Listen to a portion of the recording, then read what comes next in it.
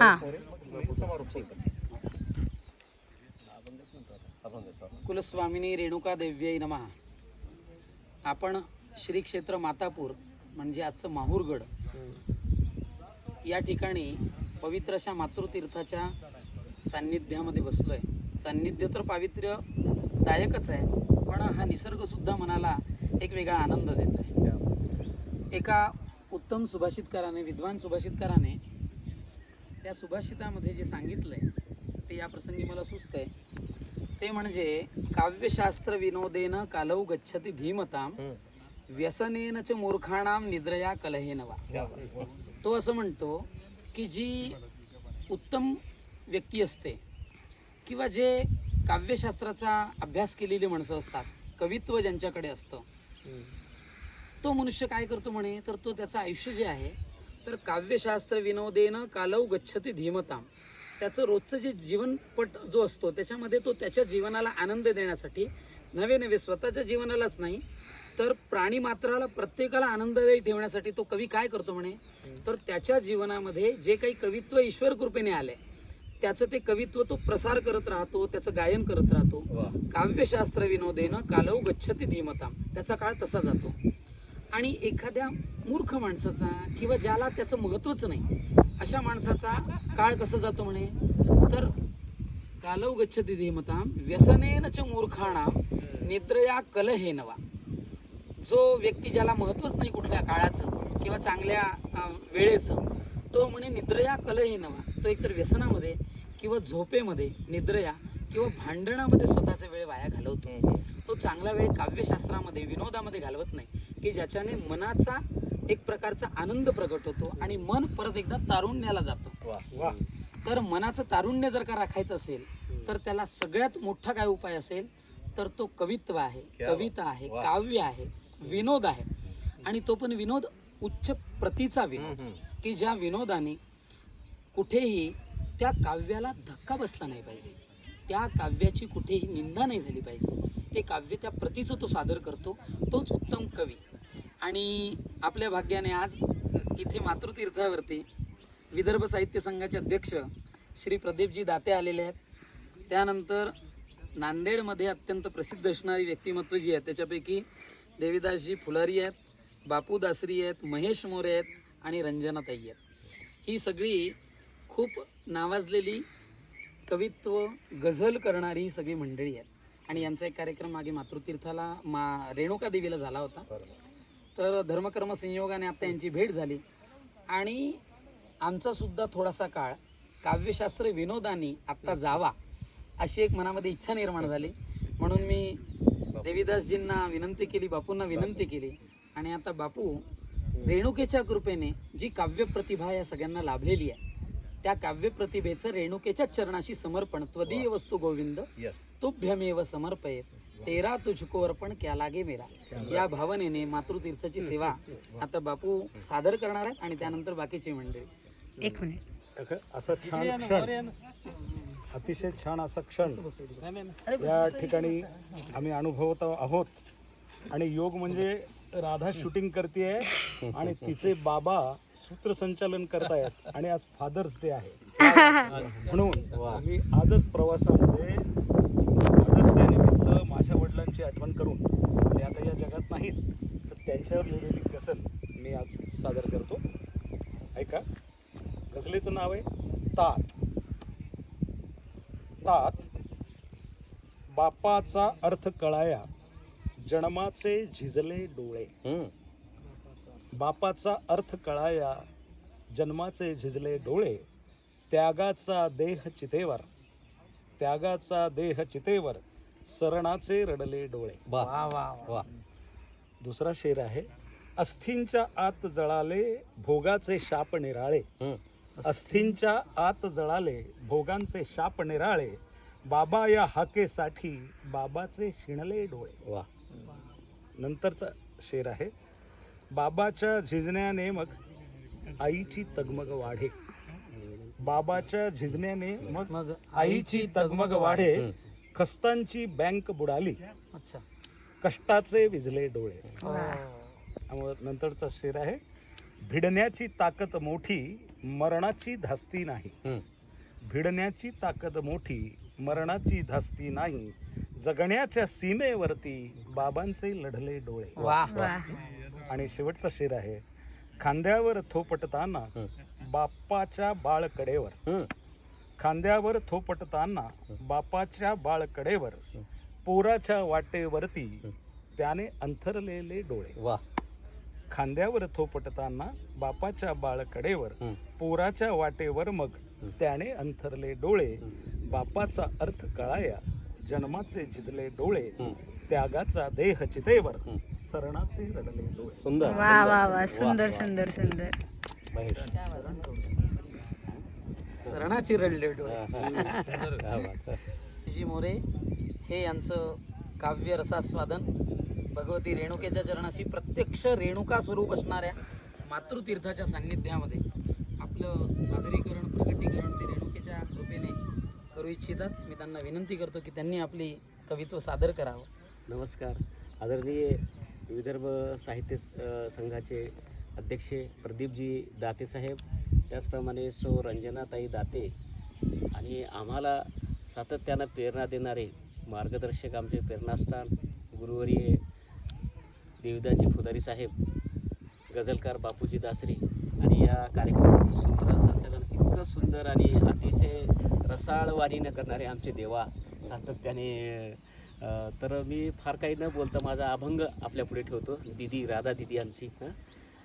माझा सावळा विठ्ठल दिंडी पंढरी निघाली, दिंडी पंढरी निघाली, टाळपख वाज वाजे, भक्त मंडळी दंगली, भक्त मंडळी दंगली, विठू तुझ्या देवळात, विठू तुझ्या देवळात, कसा वाजतो मृदंग, कसा वाजतो मृदंग, टाळकऱ्याची रे साथ, टाळकऱ्याची रे साथ, तुझा गाईला अभंग, तुझा गाईला अभंग, तुझा लागलेला लळा, तुझा लागलेला लळा, माझी माये काळी काळी, माझी माये काळी काळी, तुला वाहिला निवद, तुला वाहिला निवद, गोड पुरणाची पोळी, गोड पुरणाची पोळी, पिढ्या आल्या किती गेल्या, पिढ्या आल्या किती गेल्या, नाही पडला विसर, नाही पडला विसर, तुझ्या नावाची रे गोडी, तुझ्या नावाची रे गोडी, आम्ही करतो गजर, आम्ही करतो गजर, आता नको यातायात, आता नको यातायात, फुलू रानात दे बागा, फुलू रानात दे बागा, विठू माझ्या रानातूनी, विठू माझ्या रानातूनी, वाहू दे रे चंद्रभागा, वाहू दे रे चंद्रभागा, वाहू दे रे चंद्रभागा, वा वा वा वा वा. रे चंद्रभागा. धन्यवाद. तुम्ही त्याच्यामध्ये वापरला. तर ही यातायात जी आहे हा मनुष्यजन्म त्याच अनुषंगाने मिळालेला असतो. पूर्वजन्म सुकृत काहीतरी असतं, उत्तम कुळात जन्म मिळणं, उत्तम संस्कार होणं हा एक भाग असतो. आणि दुसरा भाग त्याच्यातला असा असतो की मितूपणाची झाली बोळवणं, एका जनार्दनी श्री दत्त जाणं, असं आपण आरतीमध्ये ज्यावेळेस ऐकतो. किंवा मितूपण गेले वाया पाहता पंढरीचे राया, वा वा. या स्थितीला जाण्यासाठी यातायात थांबावी आणि ते सगळं पंढरी रायाचं जे स्वरूप आहे ते एकरूपता त्याच्यामध्ये यावी, त्या सगळ्या त्यामुळे चैतन्याशी चैतन्याचं मिलन व्हावं, यासाठीच हा मनुष्य जन्माचा सगळा खटाटोप आहे. तुम्ही खऱ्या अर्थाने पंढरी रायाच्या चरणी जी ही सेवा सादर केली, तो पंढरी राया वेगळा कोणी नाही आहे, ती वरती बसलेली रेणुका ते सुद्धा तेच स्वरूप आहे, एकत्वच आहे सगळं. फक्त उपासना पद्धतीच्या अनुषंगाने या देवतांचं प्रगटीकरण पुराणांमध्ये झालेलं आहे. त्या त्या भक्तांच्या आर्ततेसाठी, विष्णुदासांच्या आरतीसाठी ती रेणुका आली आहे, परशुरामाच्या आरतीसाठी ती रेणुका आलेली आहे, पुत्र प्रेम दाखवण्यासाठी, मातृप्रेम प्रगट करण्यासाठी. तर आता प्रत्यक्ष ज्यांच्या नावामध्येच दास आहे आणि जे भगवतीचे दास आहेत असे देवीदासजी जे आहेत त्यांना मी विनंती करतो की त्यांनी नुसतं हे पवित्र मातृतीर्थच आहे, पण इथे एक सान्निध्य अजून आहे ज्याचा उल्लेख आपण आता करायलाच पाहिजे असं मला वाटतं. ते म्हणजे संतश्रेष्ठ विष्णू कवी महाराज, की ज्यांच्या काव्याचा आस्वाद ज्यांनी अनेक रचना त्यांच्या आजतागायत लोक गातायत, म्हणतायत. मार्तंडांनी त्यांच्यावरती अभ्यास केलेला आहे आणि त्या कवित्वामध्ये एक प्रकारचा अर्थभाव आहे त्यांच्या कवित्वामध्ये. आता कवित्व ज्यावेळेस मी विचार करतो त्यावेळेस देवीदासजींना मी सांगू इच्छितो की कवित्व संताचं प्रगट होत असताना समाधी अवस्थेत गेल्यानंतरच प्रगट होतं, त्याशिवाय ते प्रगट होत नाही. 5 मिनिटात म्हणून ते कवित्व जेव्हा प्रगट होतं त्यावेळेस काहीतरी संत कृपा असल्याशिवाय कविता प्रगट होत नाही असं माझं म्हणणं आहे. मला असं वाटतं व्यक्तिगत. म्हणून विष्णुदासांनी एका त्यांच्या काव्यामध्ये सुद्धा असं म्हटलंय की तुझी भक्ती अंगामध्ये संचरावी, तुझी भक्ती अंगामध्ये संचरावी, तुझी माऊली वेणी म्या विंचरावी, तुझी माऊली वेणी म्या विंचरावी, नुपेक्षी कदा आदि माये परंतु अवो रेणुके रेणुके रेणुके तू. फार त्यांच्या काव्यामध्ये ती अर्थता आहे. त्या अर्थता प्रगट करत असताना सुद्धा त्यांच्या काव्यामध्ये प्रत्येक ठिकाणी ते बघायला मिळतं आपल्याला. कारण की एके ठिकाणी त्यांनी असं म्हटलंय की जगीत राहता तुझं वीण कोणी नाही, जगीत राहता तुझं वीण कोणी नाही, माझी कोणी कळवळ जाणी नाही, माझी कोणी कळवळ जाणी नाही, तू माझ्यासाठी कोण आहेस, काय काय उपमा द्यावी, तूच जननी तू जनक, तू बहीण भाऊ, उठ आंबे तू झोपी नको जाऊ, उठ आंबे तू झोपी नको जाऊ. तर तशाच पद्धतीचं त्या दासानुदासांपैकी आपल्या त्या विष्णुदासांच्या चरणांकित असणारे आपण सगळे आणि त्यापैकी देवीदासजी यांचं काव्य आता आपण ऐकणार आहोत. आज आम्ही सगळे फार भाग्यवान आहोत. विदर्भ साहित्य संघाच्या वतीनं पुसदला एका कविता ललित संग्रहाचं प्रकाशन होतं. त्यानिमित्त विदर्भ साहित्य संघाचे अध्यक्ष दाते सर आणि सौभाग्यवती दाते वहिनी आले होते. मातेचं दर्शन घ्यावं म्हणून आम्ही आलोत आणि आम्ही भाग्यवान आहोत की राधा चित्रीकरण करते आणि तिचे वडील गुरुदेव अत्यंत अस्खलित भाषेमध्ये निवेदन करतात. एक कविता सादर करतोय माझी. कुठे आहे आज माझा गाव सांगा, कुठे आहे आज माझा गाव सांगा, कौरवाच्या रांगा कान्हा घरी, कुठे आहे आज माझा गाव सांगा. साधू संत होते निघोनिया गेले, साधू संत होते निघोनिया गेले, अराजक आले देवालयी, कुठे आहे आज माझा गाव सांगा. सुकोनिया गेले कैवल्याचे झाड, सुकोनिया गेले कैवल्याचे झाड, आता जीवापाड माया नाही, कुठे आहे आज माझा गाव सांगा. सरते सरिता व्याकुळती मासे, सरते सरिता व्याकुळती मासे, मातीचे उसासे गावभर, कुठे आहे आज माझा गाव सांगा, कुठे आहे आज माझा गाव सांगा. वा वा वा. जगदंबोदयोस्तु. आमच्या विनंतीला मान देऊन या सगळ्या अत्यंत प्रतिभावान अशा गझलकार, कवित्व हे सगळं सादर करणारी ही सगळी मोठी मंडळी आणि त्याच्यासोबत आज सान्निध्य यांचं लाभलं जे प्रदीपजी दाते विदर्भ साहित्य संघाचे विदर्भ प्रांताचे जे अध्यक्ष आहेत यांचं सान्निध्यसुद्धा आपल्याला लाभलं. आमच्या विनंतीला आपण मान देऊन रेणुकेच्या चरणी जी सेवा सादर केली, मी रेणुकेच्या चरणी प्रार्थना करतो की आपण सगळे शतायुषी व्हावे आणि ते शतायुषी केवळ तसे नको तर ती शतायुष्यता अशी व्हावी.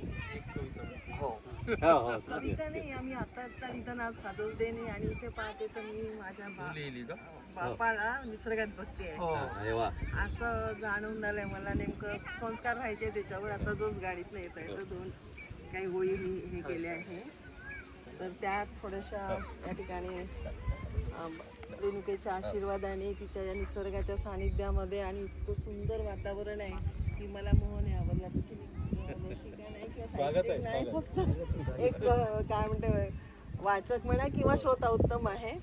पण कधी कधी आमचा प्रयत्न असतो थोडासा त्यामध्ये. आज संस्कार व्हायचे पूर्ण त्या कवितेवर. आता जस्ट सुरुवात झाली. पहाडासारखा कणखर पाठीशी उभा राहून सुरक्षा देतो बाप. पहाडासारखा कणखर पाठीशी उभा राहून सुरक्षा देतो बाप. या पहाडात मी पाहिला झाडाप्रमाणे स्वतः उन्हात राहून उभा राहून सावली देतो बाप. जीवनातली संकट झेलून दुःख पचवून सुद्धा अथांग सागरासारखा शांत असतो बाप. लेकरांसाठी खपताना दूर राहून आभाळासम मायेने कवेत घेतो बाप. लेकरांना ध्येयाप्रत पोचवण्यासाठी मार्गदर्शक रस्ता होतो बाप. आभाळाची माया, झाडाची सावली, पहाडाची सुरक्षा, सागराची अथांगता सारं कसं उद्ध्वस्त होतं फक्त त्याचं आयुष्यात नसण्यानं. तो आहे माझा बाप, तो आहे माझा बाप. वा वा वा वा सुंदर. तर माहितीने या निसर्गात येता गाडीत लिहिली फादर्स डे आहे आणि निसर्गात पहाड म्हणजे माझा बाप आहे, अथांग आहे जे सगळं आणि झाडं आहेत हे सगळं जाणवलं आणि असं वाटलं नाही आता आपण यांच्या दाते सरांनी 2 मिनिटं याचा समारोप करावा असं जाईल. 2 शब्द त्यांचे ऐकून आपण या. पण त्याच्यात मी तुम्हा दोघांचं खूप त्या ठिकाणी मी अभिनंदन करते आणि आभार म्हणते की त्या निमित्ताने का होईना की मला वाचा फुटली आणि मी भाग्यवान समजते की तुम्हाला सगळ्यांचं या निमित्ताने सरांनी आग्रह केला. मी रेणुका मातेच्या दर्शनाला आली आणि आपल्या सगळ्यांसोबतचा सहवास मिळाला. विशेष म्हणजे सरांच्या या अतिशय उत्तम असं ही राधा हे बनवते आपले रील बनवते आहे आणि सरांचं इतकं सुंदर संचालन या ठिकाणी होते आहे. त्यामुळे खरंच खूप खूप धन्यवाद, खूप आभारी म्हणते. आणि दाते सरांनी की 2 मिनिटं याचं समारोप त्यांनी त्यांच्या अमृतवाणीने करावं. आज रेणुका मातेचं दर्शन घेण्याचा योग आमचे मित्र मान्य देवदासजी फुलारी यांच्यामुळे आला आणि ते म्हणाले मला घेऊन या म्हणून मी रंजनालाही घेऊन आलो, नाही तर मी एकटा आलो असतो. योगायोग. या ठिकाणी सरांचं काय दोघांच्या तिघांचे कविता मस्त. मोरे सर आहेत, बापू दासरी सर आहेत आणि ज्यांच्या मुळे आपण या ठिकाणी आता हा कार्यक्रम पार पाडत आहोत ते मान्य देवाजी आहेत, राधा आहे आणि आता ज्यांनी आपल्या वडिलांवर जी कविता वाचली ती रंजन. खूप सुंदर. सर्वांचंच कविता वाचन या ठिकाणी ऐकलं आणि देवाजींनी तर खूप सुंदर मांडणी केली. या एकंदर निसर्गाच्या या पवित्र स्थळी आपण या ठिकाणी बसलेलो आहोत. तर या पवित्र स्थळाचं महत्त्व काय हे आपल्याला त्यांच्या या प्रत्येक गोष्टीतून कळलं आणि खरोखर आपण भाग्यवान आहोत की आपण एकमेकांच्या सहवासात येतो आणि या पद्धतीचे आपले अनुबंध एकमेकांशी जुळवतो. तर यातून आपल्याला बऱ्याचशा गोष्टी शिकायला मिळतात. माणूस जेव्हा एकटा असतो त्याला कळत नाही की आपण काय करायला हवं. त्या जुन्या हजारो वर्षापूर्वी माणसं एकटी होती, तो काळ वेगळा होता आणि आजचा काळ वेगळा आहे. आज आपण कोणाला काय देऊ शकतो या दृष्टिकोनातून विचार करण्याची आज वेळ आहे आणि अशा परिस्थितीमध्ये एक चांगली माणसं आपल्या सहवासात जर मिळाली आणि त्यांच्यापासून जर आपल्याला घेण्यासारखं काही असलं तर ते आपणही आपल्या आचरणातनं इतरांपर्यंत पोहोचू शकू.